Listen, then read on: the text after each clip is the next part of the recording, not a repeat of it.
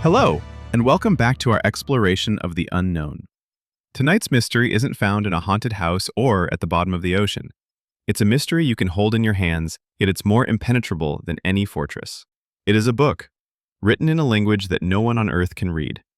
This is the story of the Voynich Manuscript, the unbreakable code of an impossible book. Deep within the climate-controlled vaults of Yale University's Voynich Rare Book and Manuscript Library, under the official designation MS-408, lies a small, unassuming book. It measures about 23 centimeters tall, its pages made of fine calfskin vellum. It is a survivor, a relic that has journeyed through at least 600 years of human history. To the casual observer, it is just another medieval codex. But to cryptographers, linguists, historians, and obsessives the world over, it is the Mount Everest of unsolved mysteries.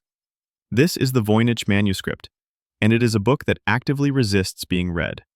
Its 240 remaining pages are filled with an elegant, flowing script written in a graceful hand. The text is composed of an alphabet of between 20 to 30 unique characters that appear nowhere else in the world. It looks like a language, it flows like a language.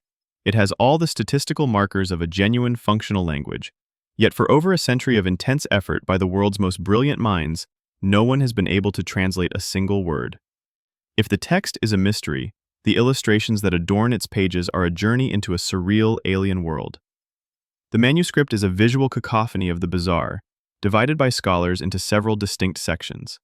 The first and largest is the botanical section. Page after page is filled with detailed hand-colored drawings of plants. But these are not the plants of our world. They are fantastical hybrids, botanical chimeras that combine the roots of one species, the leaves of another, and the flowers of a third. They are drawn with the care and precision of a scientific illustrator, yet they are organisms that have never grown in Earth's soil. Then comes the astronomical and astrological section, featuring intricate circular diagrams that resemble celestial charts and zodiacs. Yet, the constellations are unrecognizable, filled with strange symbols and marching figures that correspond to no known system. Following this is perhaps the most famous and baffling section, the balneological. Here we see pages filled with dozens of small naked women, most with oddly prominent abdomens, bathing and frolicking in a series of pools and tubes connected by elaborate, organic-looking plumbing. The green liquid that flows through these tubes seems to be part of a bizarre, unknown biological or alchemical process. The book continues with a cosmological section of abstract, map-like drawings, and a pharmaceutical section, showing disembodied plant parts next to apothecary jars. It ends with a final section of dense, unbroken text marked by small, star-like flowers in the margins, believed by many to be recipes or instructions. The book is a world unto itself, a perfectly rendered system of knowledge that remains utterly alien to our own. The modern story of this enigma begins in 1912.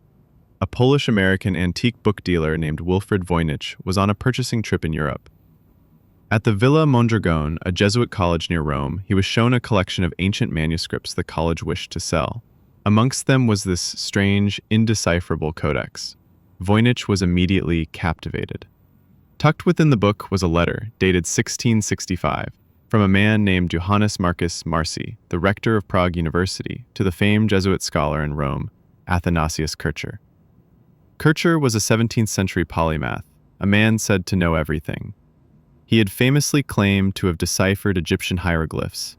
He hadn't, but his confidence was legendary. Marci's letter explained that the book had once belonged to the Holy Roman Emperor Rudolph II, who had purchased it for the immense sum of 600 gold ducats, well over $100,000 today. The emperor believed it was the secret work of Roger Bacon, the 13th century English friar and proto-scientist.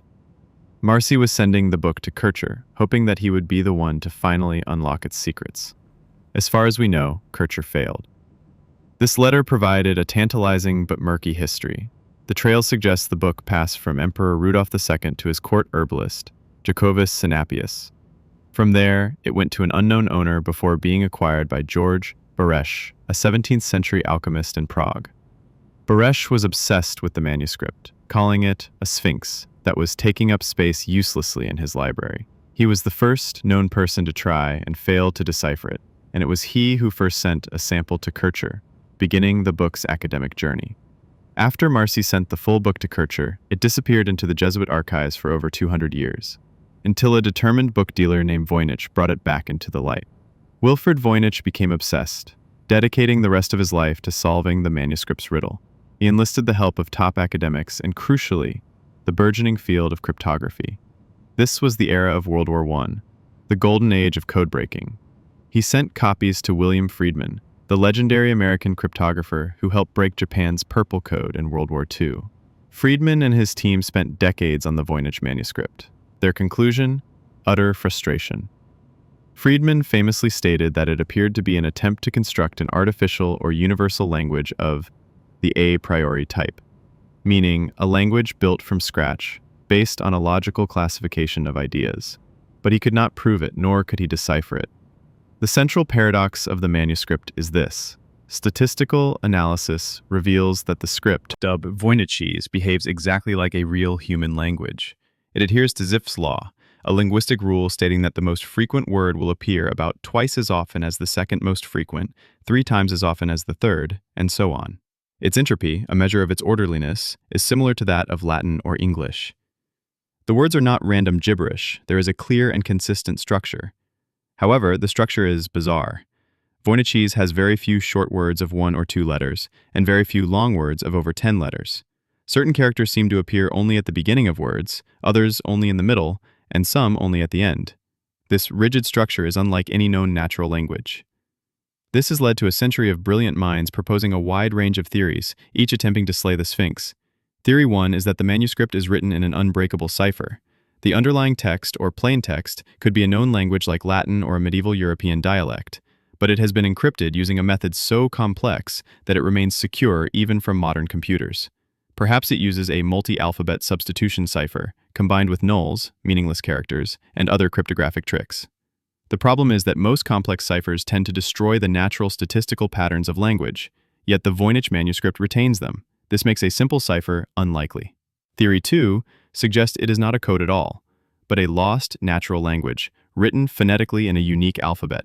Perhaps it was an obscure dialect from Southeast Asia or Central America, brought to Europe and transcribed by someone who invented an alphabet for it. This would explain the natural linguistic flow, but it fails to explain the illustrations. Why would an unknown Asian language be paired with drawings of women in a European-style plumbing system and plants that look like they belong on another planet? Theory 3 ventures into the psychological.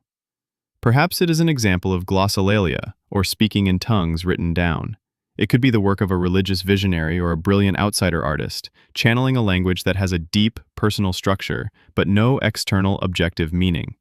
It is a book written by a mind for that mind alone, a perfect internal system that was never intended for an outside audience. This leads us to Theory 4, one of the most compelling and controversial. The manuscript is a brilliant, sophisticated hoax. In this view, the text is meaningless gibberish, but it has been carefully constructed to have all the appearances of a real language, designed to fool a wealthy and gullible buyer. Who was the hoaxer? Some point to Wilfrid Voynich himself, suggesting he forged the book to make his name and fortune. This is unlikely, as the carbon dating of the vellum places its creation in the early 15th century, long before Voynich's time. A more plausible candidate is a clever 15th or 16th century con artist who created the book specifically to sell to a collector, like Emperor Rudolf II, who is known for his fascination with alchemy and the occult. The primary argument against the hoax theory is the sheer level of genius required. To create a 240-page document of meaningless text that still, 600 years later, passes complex linguistic tests is a feat of intellectual artistry that may be even more impressive than a real coded text. In recent years, artificial intelligence has been brought to bear on the problem. Machine learning algorithms have analyzed the text, suggesting it has a core language of Hebrew, or that it is an anagram version of a Romance language. Yet every time a new solution is announced, it is quickly debunked by other experts. The manuscript continues to guard its secrets. The Voynich manuscript is a perfect mystery. It is a beautiful, confounding object that acts as a mirror, reflecting the desires and disciplines of whoever studies it. A cryptographer sees an unbreakable code. A linguist sees a lost language. A historian sees a clever forgery. An artist sees a masterpiece of surrealism. It is an intellectual black hole that has consumed countless hours of human genius and given back nothing but more questions. After more than a century in the public eye and 600 years of existence, not a single word has been definitively deciphered. We do not know who wrote it, where they were from, what language they spoke, or what purpose this impossible book was meant to serve.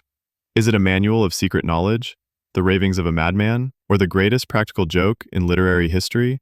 Its true nature remains as elusive and as beautiful as the elegant, flowing script that fills its pages.